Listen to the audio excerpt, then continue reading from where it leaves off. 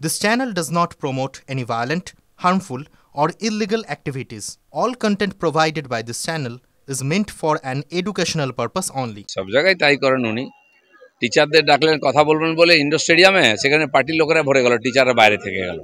এটাই ওনার নীতি, লোক দেখানো। তারা কোথাকার লোক? বিহার, ইউপি না পশ্চিমবাংলার?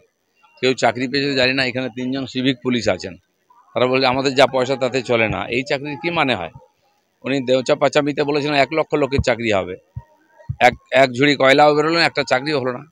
এখন মেদিনীপুরে গিয়ে বলছেন 10,000 লোকের চাকরি হবে। আজ পর্যন্ত কত হাজার লোকের চাকরি দিয়েছেন? অভ্যাসটাই মিথ্যা কথা বলা, সেটাই বলছেন উনি। ধর্না বলুন বা সরকারের সঙ্গে মিটিং, দুটোই নিষ্ফলা হবে, কারণ ওইখানে সমাধান বেরোবে না। কোর্ট দিয়েছে নির্দেশ, কোর্টেই সমাধান বেরোবে। তাই সব পক্ষ নিজের তথ্য নিয়ে আবার কোর্টের কাছে আবেদন করুন। আমার মনে হয় সুপ্রিম কোর্ট সবার কথা শুনে তারাই ঠিক সিদ্ধান্ত দেবেন। 18,000 লোকের চাকরি ফেরত যেন আসে, এটা আমরা চাই।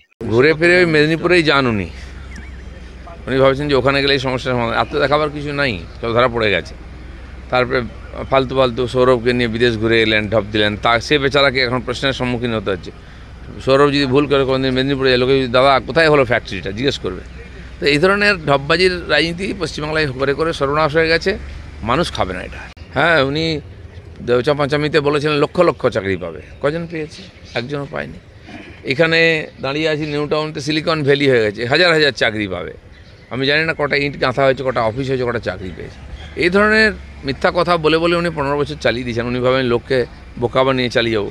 আমার মনে হয় সেটা সম্ভব নয়। শেষ পর্যায়ে চলে এসছে মামলাটা।